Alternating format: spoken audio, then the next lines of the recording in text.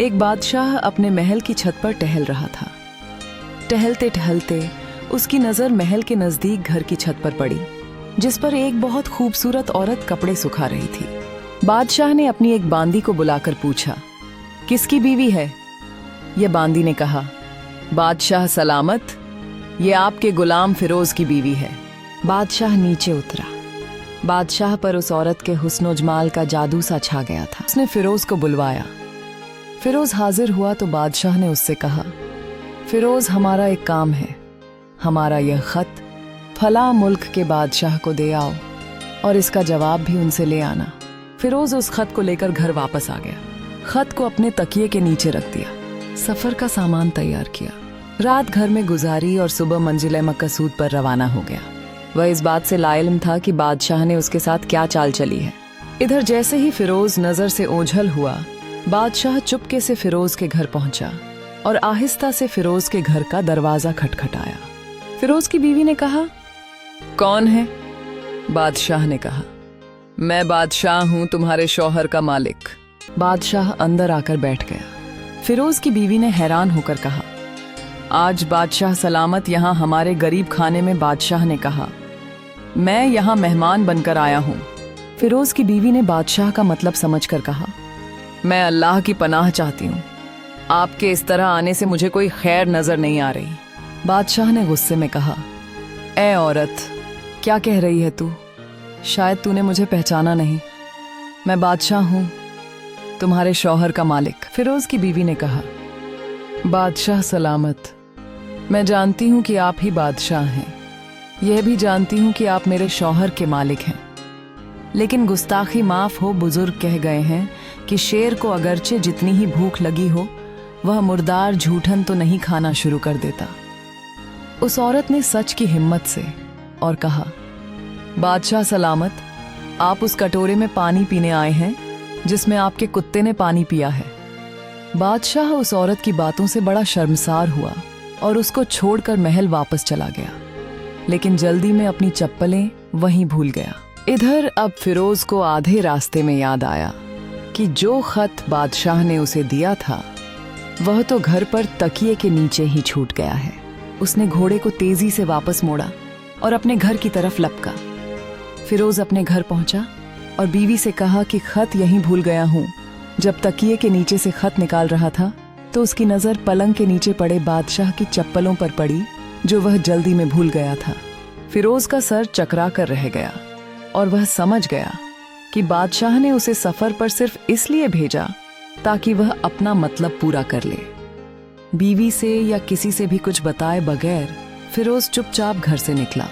खत लेकर वह चल पड़ा और खत वहां पहुंचाया जहां बादशाह ने कहा था। खत का जवाब भी लिया। बादशाह के पास वापस आया। बादशाह ने उसे इनाम के तौर पर 100 दीनार दिए, यानी सोने की मुहरें। फिरोज दिनार लेकर बाजार गया और औरतों के इस्तेमाल के कीमती कपड़े और कुछ तोहफे भी खरीद लिए। घर पहुंचकर बीवी को सलाम किया और कहा, चलो तुम्हारे मायके चलते हैं। बीवी ने पूछा, यह क्या है? उसने कहा, बादशाह ने इनाम दिया है और मैं चाहता हूं कि तुम ये नए लिबास पहनकर अपने घर वालों को भी दिखाओ। बीवी ने कहा, जैसा आप चाहें।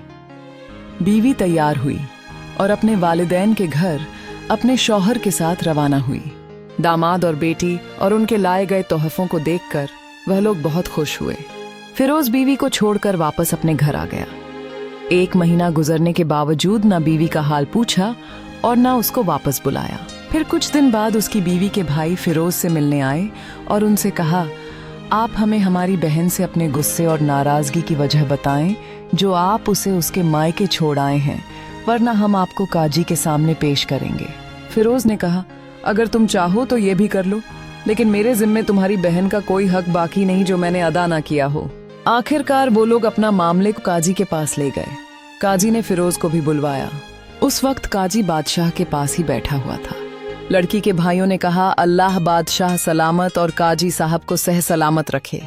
काजी ने उनसे पूछा, मामला क्या है और तुम क्या चाहते हो? काजी साहब, हमने एक सरसब्ज बाग दरख्त फलों से भरे हुए और साथ में मीठे पानी का कुआं इस शख्स के हवाले में दिया था, तो इस शख्स ने हमारा बाग उजाड़ दिया सारे फल खा लिए, दरख्त काट लिए और कुएं को खराब करके बंद कर दिया।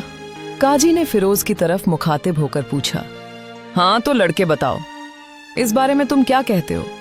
फिरोज ने कहा, काजी साहब, जो बाग मुझे दिया गया था वह उससे बेहतर हालत में मैंने उसे वापस किया है। काजी ने पूछा, क्या इसने बाग तुम्हारे हवाले वैसी ही हालत में वापस किया है जैसे पहले था? उन्होंने कहा, हाँ वैसे ही हालत में वापस किया है, लेकिन हम इन जनाब से बाग वापस करने की वजह जानना चाहते हैं। काजी ने कहा, हाँ फिरोज, तुम इस बारे में क्या कहना चाहते हो? फिरोज ने कहा, काजी साहब, मैंने बाग किसी नफरत या गुबार की वजह से नहीं छोड़ा, बल्कि इसलिए छोड़ा कि एक दिन जब मैं बाग में आया तो उसमें मैंने शेर के पंजों के निशान देखे, तो मुझे खौफ हुआ कि शेर मुझे खा जाएगा। इसलिए शेर के डर की वजह से मैंने बाग में जाना बंद कर दिया। तकिए पर टेक लगाए बैठे बादशाह ये सब कुछ सुन रहा था। वह उठकर बैठ गया। उसने कहा, फिरोज, अपने बाग की तरफ अमन और मुतमिन होकर जाओ। अल्लाह की कसम, इसमें कोई शक नहीं कि शेर तुम्हारे बाग आया था, लेकिन वह वहां पर ना तो कोई असर छोड़ सका, ना कोई पत्ता तोड़ सका और ना ही कोई फल खा सका। वह वहां पर थोड़ी देर रहा और मायूस होकर लौट गया, और खुदा की कसम, तुम्हारे बाग के गिर्द लगी मजबूत दीवारों वाला बाग कहीं नहीं देखा। फिरोज अपने घर लौट आया और अपनी बीवी को घर वापस ले आया। ना तो काजी को मालूम पड़ा और ना किसी और को ही कि माजरा है क्या। क्या खूब बेहतर है अपने राज को छुपाना कि लोगों को पता ना चले, अपने घरों के भेद किसी पर जाहिर ना होने दें।